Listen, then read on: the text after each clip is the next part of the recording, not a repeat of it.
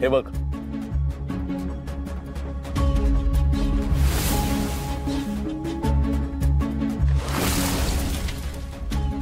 जहागीरदार, खास करून दिवाण जहागीरदार, तुझ्यापासून त्याचं काहीच अडत नाहीये. बघ सगळे कसे मजेत आहेत ते. तुला विसरलेच सगळे, पण तू त्यांना आठवण करून द्यायला हवीस की तू कोण आहेस. ते घर कोणामुळे आहे. जहागीरदारांचा अख्खा बिझनेस तू स्वतःच्या बळावर उभा केलायस आणि हे सगळं तुला त्यांना आठवण करून द्यायलाच हवं. हे बघ, पूर्वीसारखे आपण दोघे एकत्र येऊया. मी यात तुला मदत करेन आणि आपण मिळून जहागीरदारांचा बदला घेऊया.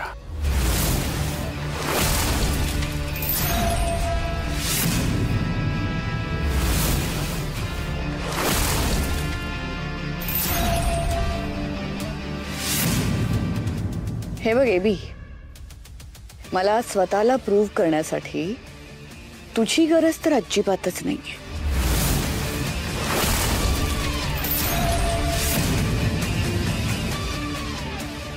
आणि आता तूच म्हणालास ना, मी वाघीण आहे.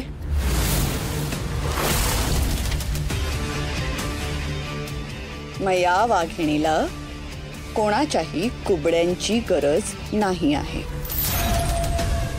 आणि कुटुंब म्हटलं ना की हेवे दावे होतात, प्रॉब्लेम्स होतात, कधी नाती दुरावली जातात, पण परत एकत्र येतातच.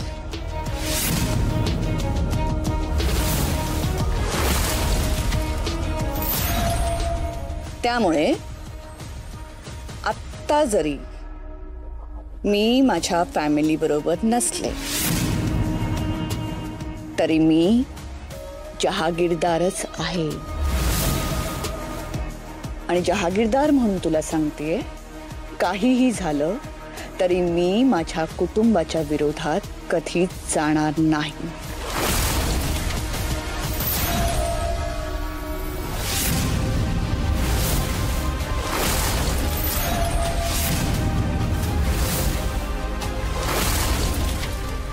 मकर संक्रांतीच्या शुभेच्छा पाहिजे होत्या ना तुला.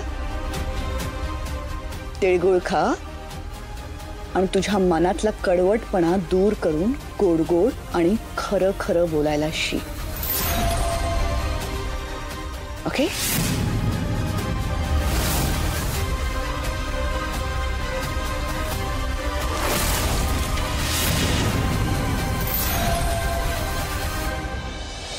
मनीषा, हो इथला आवरायला ये जरा. हो आले. हा, बाकीचे डिटेल्स नंतर सांगतो तुम्हाला. ठीक आहे, आपण आवरायचं नंतर. काय कसा झाला कार्यक्रम? खूप छान झाला. छोटे खानी पण छान झाला. तुझ्या सगळ्या मैत्रिणी आल्या होत्या का? सगळ्या आल्या होत्या. वा, छान. डेकोरेशन छान झालंय. हो, ओमी रिया वेळी मेहनत घेते. थांबा, डेकोरेशन केलं पण ते काढणार कोण? दोघांनी मिळून काढायचं आणि सावकाश, ते फाटता कामा नये. नंतर कधीतरी वापरता येतं. जा काढा. मम्मा डोंट वरी, मी करते सगळं. आलो. मनीषा, हे इथलं घेऊन जायला ये. मम्मी, आज तू घरी कसा काय थांबलास? कसा काय म्हणजे? नाही म्हणजे बायकांचं फंक्शन असलं की तू सहसा घरी थांबत नाहीस ना. बायकांच्या फंक्शन मध्ये मी काय करणार वगैरे असं सांगून तू पळतोस. आज कसं काय थांबलास? असं काही नाही, ऍक्च्युली आज माझे सगळे फ्रेंड्स बिझी होते, त्याचमुळे मग मी घरी थांबलो. अच्छा, हो का? हा, मला माहितीये तू का घरी थांबलायस ते. काय माहिती? मी पाहिलंय तुला, तू कोणाच्या मागे पुढे फिरत होतास. बघितलंय मी. काय पण बोलू नको. अच्छा, मी काही पण बोलते का? ठीक आहे ना, मग मी सांगून टाकते ना मम्मा बाबांना. मम्मा बाबा,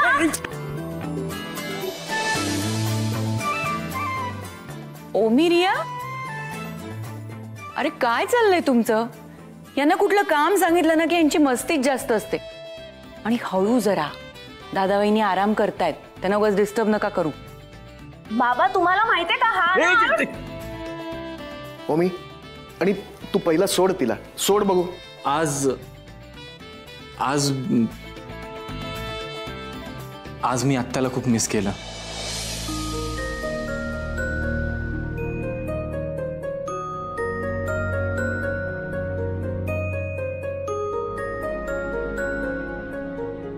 म्हणजे असं कधी होत नाही ना की आपल्या घरी फंक्शन आहे आणि आत्या नाहीये. त्यामुळे मी आत्याला खूप मिस केलं आज.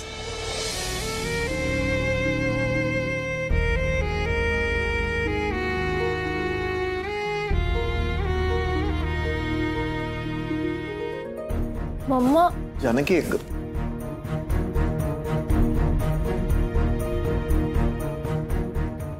बाबा,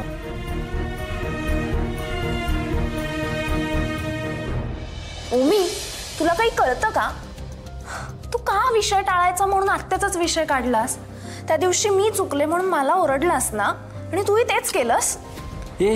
मग तुला काय गरज होती सगळ्यांना सांगते सांगते म्हणत फिरायची? मला जे सुचलं ते मी बोललो. अरे पण म्हणून तू आत्याचाच विषय काढलास. अरे मला नाही सुचलं काय. अगं रिया, ऐकून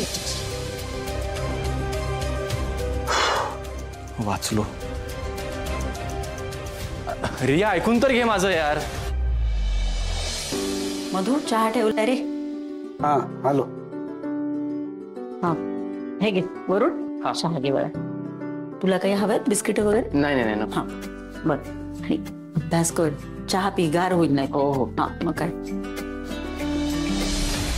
वहिनी, अगं हे काय केलंस? गॅस का बंद केला? गवार लावली होती, भाजी करायची आहे ग. काही गरज नाहीये भाज्या बिज्या खायची.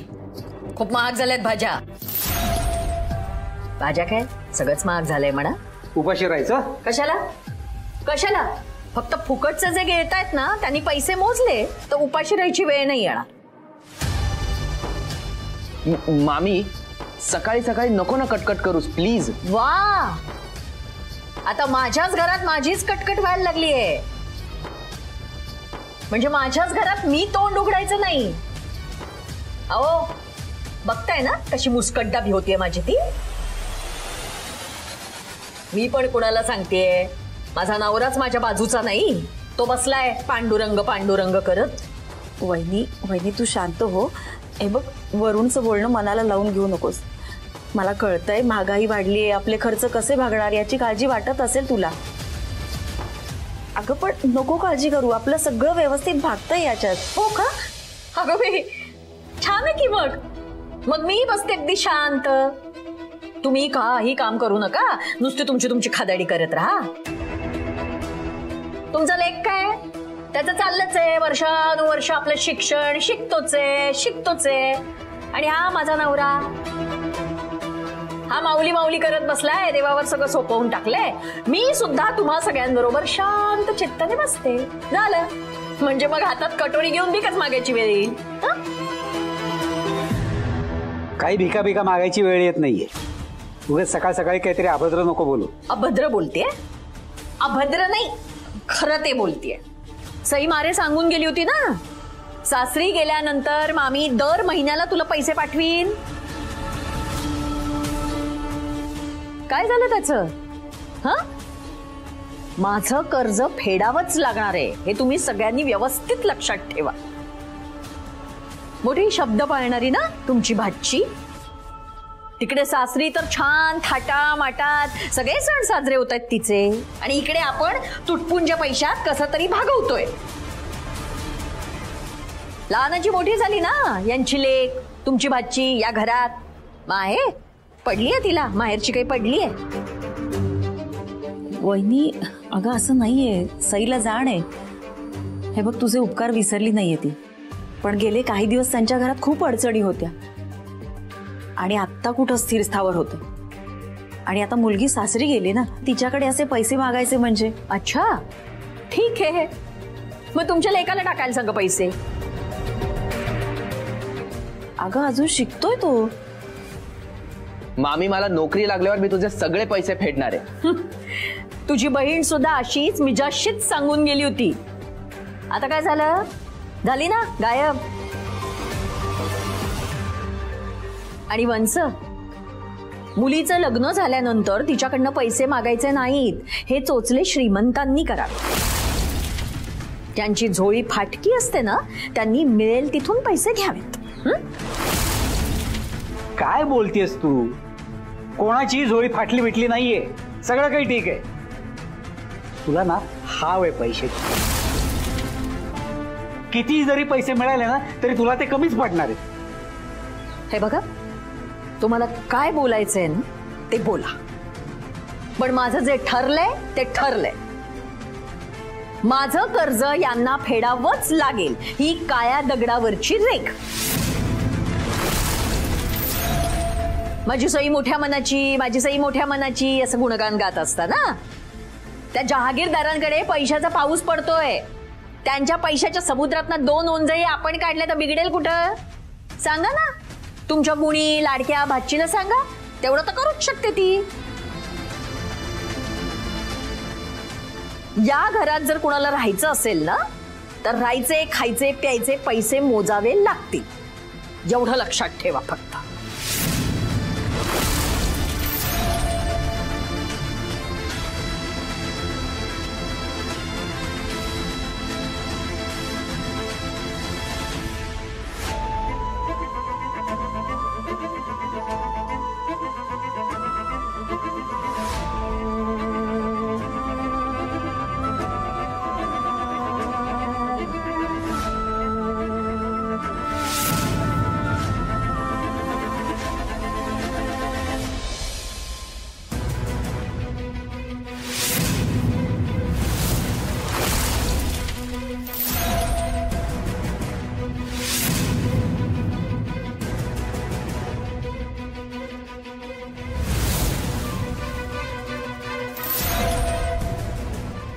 दिवाण जहागीरदारला मरणाच्या दारात इतकं जवळ नेऊन ठेवलं मी की मला वाटलं की हा घाबरेल, पुन्हा आयुष्यात कधीच उभं राहू शकणार नाही. पण नाही, त्याच्या बापाला एका फटक्यात जमीनदोस्त केलं होतं मी. पुढे जाऊन त्याने माझा इतका धसका घेतला की आयुष्यभर तो कामाला हातच लावू शकला नाही. आणि त्याचा हा मुलगा दिवाण जहागीरदार लोखंडापेक्षा मजबूत आहे. किती आघात करा तुटतच नाही. त्याच्याबरोबर त्याची ती बायको सई, सगळे दुःख, सगळ्या अडचणी येऊन सुद्धा हसत हसत जगतात. हे जसे काही सो कॉल्ड आयडियल कपलच आहेत. नाही, या दिवाण जहागीरदारला तोडून चालणार नाही, त्याला संपवायलाच पाहिजे.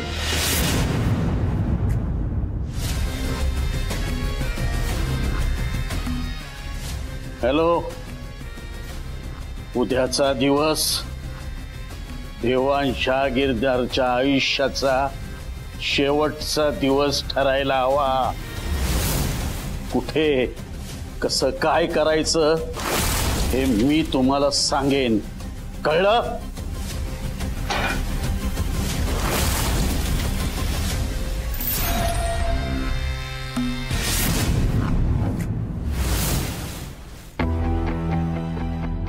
देवी आई, हे घर उभं करण्यात भैरवीताईंचा खूप मोठा हात आहे, माहितीये मला.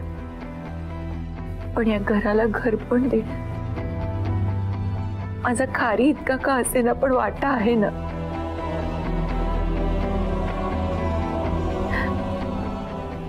भैरवीताई घरात नाही याचं दुःख मलाही आहे, पण या घरात माझं काही अस्तित्वच नाहीये का?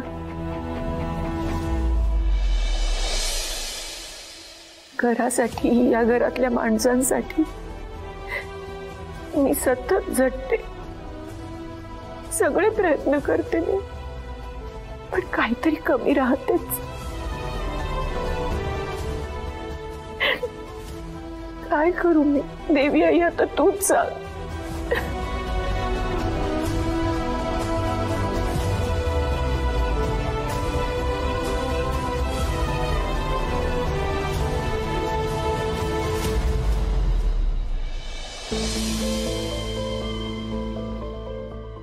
जानकी शांत हो.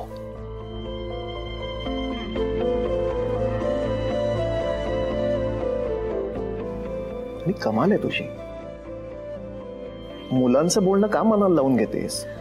नाही हो, तुम्ही गैरसमज करून घेऊ नका.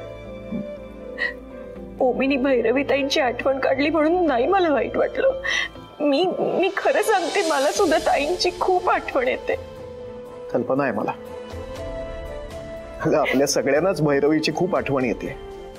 भैरवीने या घरासाठी जे काही केलंय ना ते आपण कोणीच विसरू शकत नाही. खरंच खूप आठवण येतं ना भैरवीची.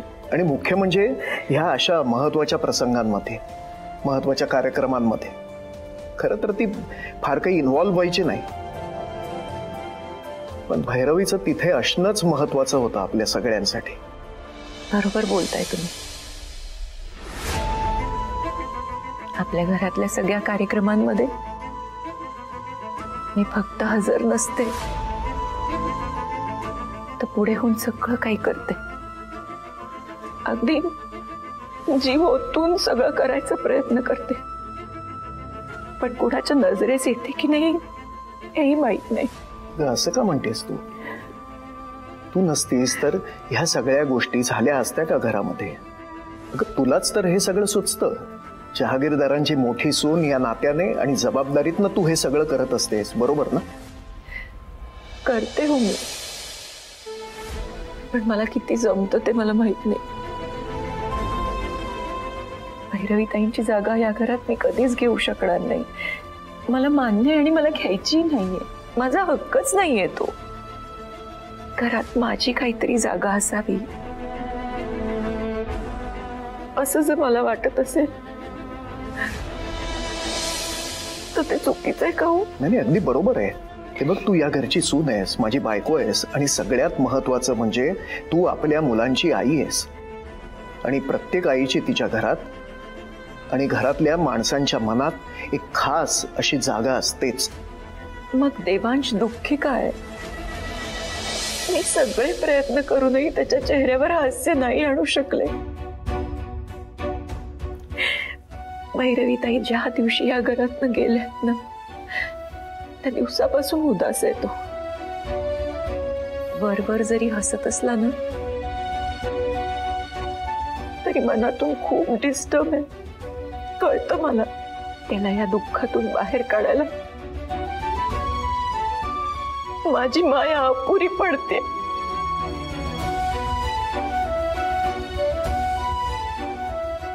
जानकी थांब. बघ, एक गोष्ट लक्षात घे की आपल्या देवांचं जे आयुष्य आहे ना ते 2 भागांमध्ये वाटलेलं आहे. त्यातल्या एका भागामध्ये तू त्याच्यासाठी ज्या सगळ्या गोष्टी करतेस ना, म्हणजे त्याचं खाणं पिणं पाहणं किंवा तो घरी असताना त्याला हवं नको ते बघणं, हे सगळं ह्या भागामध्ये येतं. आणि या दुसऱ्या भागामध्ये त्याचं काम, त्याचा बिझनेस हे येतं. आणि हा भाग नेहमीच भैरवीनं व्यापलेला आहे, बरोबर आहे ना? पण मी कधी ऑफिसला गेलेच नाहीये. मी कशी जाऊ शकते त्याच्याबरोबर त्याच्या ऑफिसमध्ये? तू त्याच्या कामात त्याला मदत होईल असं काहीतरी करू शकतेसच ना. म्हणजे त्याच्या अपॉइंटमेंट्स बघणं. म्हणजे त्याच्या कामाच्या फाईल्स वगैरे त्याच्या बॅग मध्ये नीट ठेवणं. बघ, जरा विचार केल्याबरोबर तुला सुचायला लागल्या गोष्टी. हा,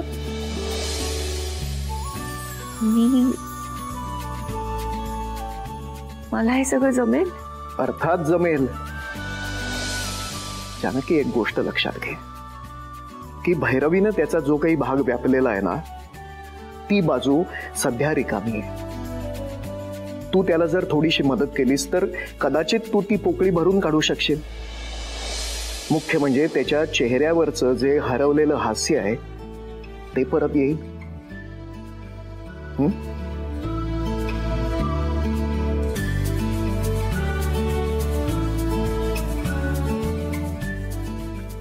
बाबा, हा ओमी बघा ना, हो मला त्रास देतोय. झालं, यांची भांडणं पुन्हा सुरू झाली. हो,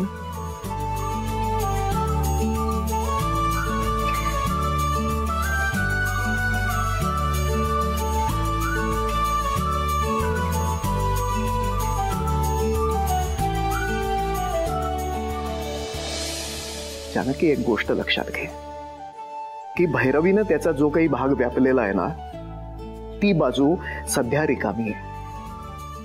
तू त्याला जर थोडीशी मदत केलीस तर कदाचित तू ती पोकळी भरून काढू शकशील. मुख्य म्हणजे त्याच्या चेहऱ्यावरचं जे हरवलेलं हास्य आहे ते परत येईल. खरंच हे म्हणतात तसं होईल का? माझ्या देवाच्या चेहऱ्यावर हसू परत आणू शकेन?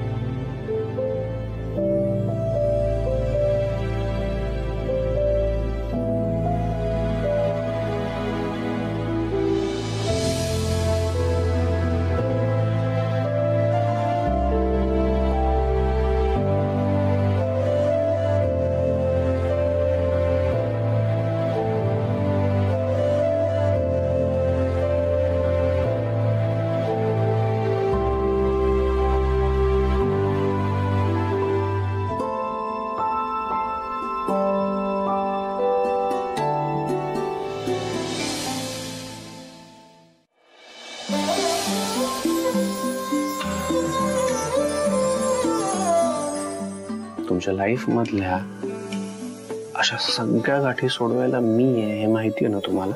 मग का त्रास करून घेताय तुम्ही? पण मी कुठे त्रास करून घेते? मग हा दागिना निघत नव्हता तर मला हाक मारायची ना,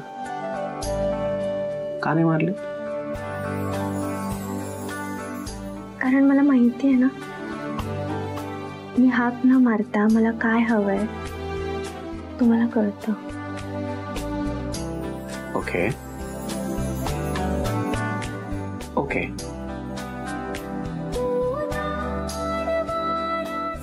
मी आता काहीच बोलत नाही.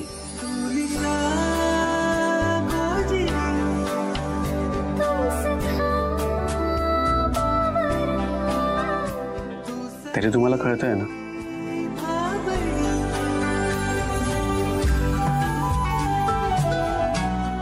मला काय हवंय ते?